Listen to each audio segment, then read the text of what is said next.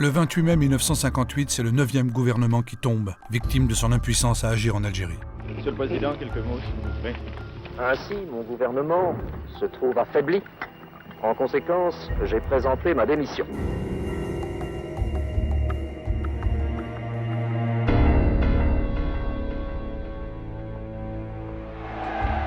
Le même jour, 200 000 personnes manifestent à Paris à l'appel des partis de gauche. Ils refusent que sous la pression de l'armée, la République soit livrée à un ancien général. Un général prestigieux mais qui n'est pas un élu du peuple. Le fascisme ne passera pas, peut-on lire dans la foule.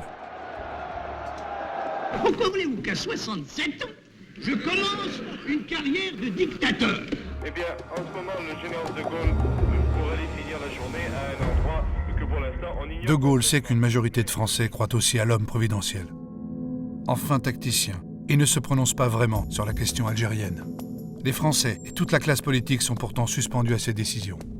Voici la première réaction après l'audition du discours du président de la République. Puis-je vous demander ce que vous en pensez? Oui, je l'ai parfaitement entendu, d'un bout à l'autre, et j'estime que... Le 1er juin 1958, l'Assemblée nationale lui accorde sa confiance. De Gaulle a posé ses conditions. Les pleins pouvoirs pendant 6 mois, et l'avènement d'une nouvelle république dont il veut écrire la Constitution.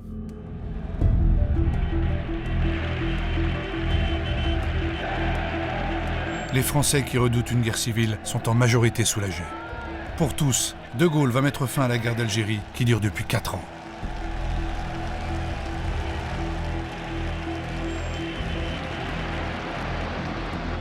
Et pourtant, en devenant le dernier président du Conseil de la 4e République, Charles de Gaulle s'avance vers 4 nouvelles et terribles années de guerre.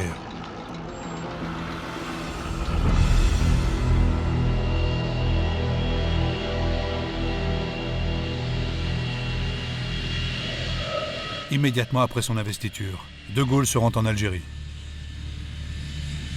Les artisans de son retour au pouvoir sont là.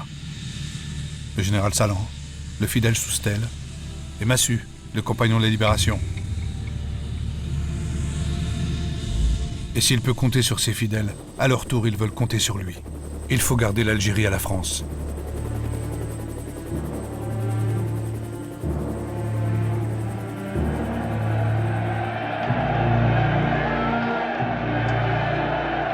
Ils sont des centaines de milliers à le lui demander. Européens, militaires, civils et certains musulmans.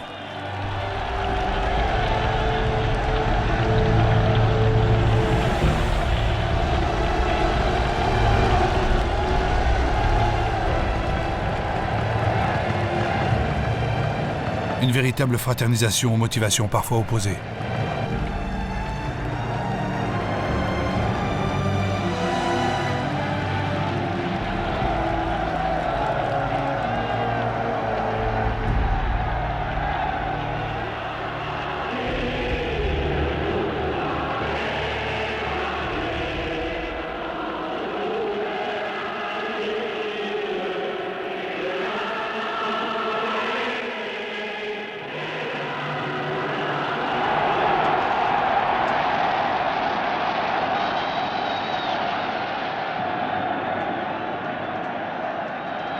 Je vous ai compris.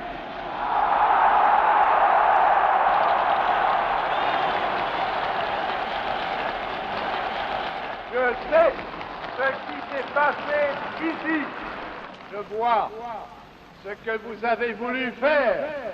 Je vois que la route que vous avez ouverte en Algérie, c'est celle de la rénovation et de la fraternité.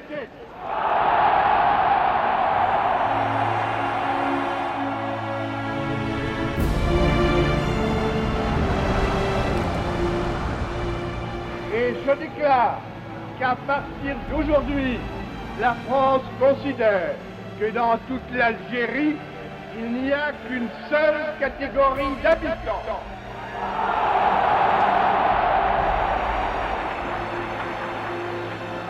Il n'y a que des Français à part entière avec les mêmes droits et les mêmes devoirs. Cela signifie qu'il faut assurer une patrie à ceux qui pouvaient douter d'en avoir une.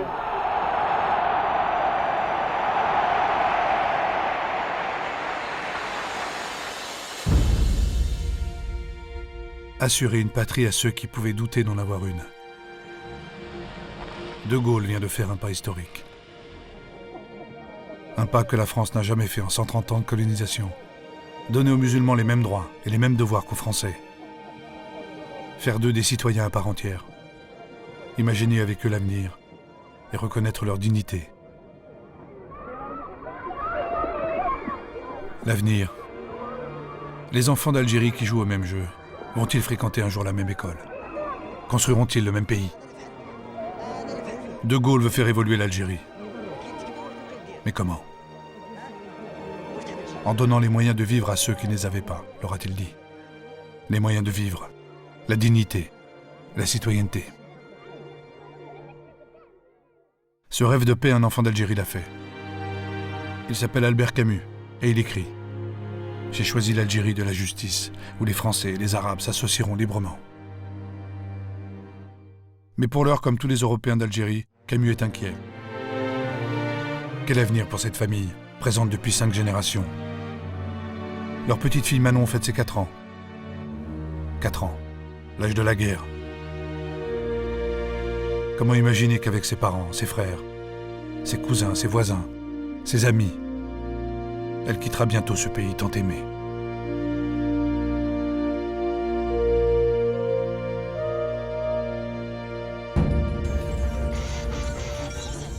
37 ans après, l'Assemblée nationale française a enfin admis à l'unanimité que la guerre d'Algérie était bien une guerre. » C'est vrai que ce matin, le travail de l'Assemblée nationale est un peu exceptionnel, puisqu'on va qualifier l'histoire.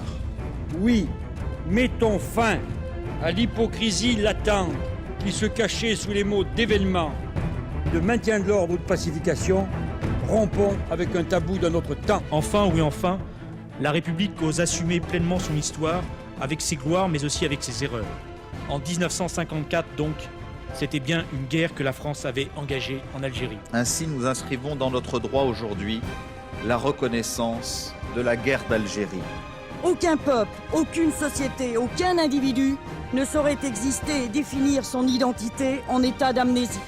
Et la réalité, la grande réalité, c'est que la fin tragique de l'histoire commune depuis 1830 entre l'Algérie et la France fut une guerre.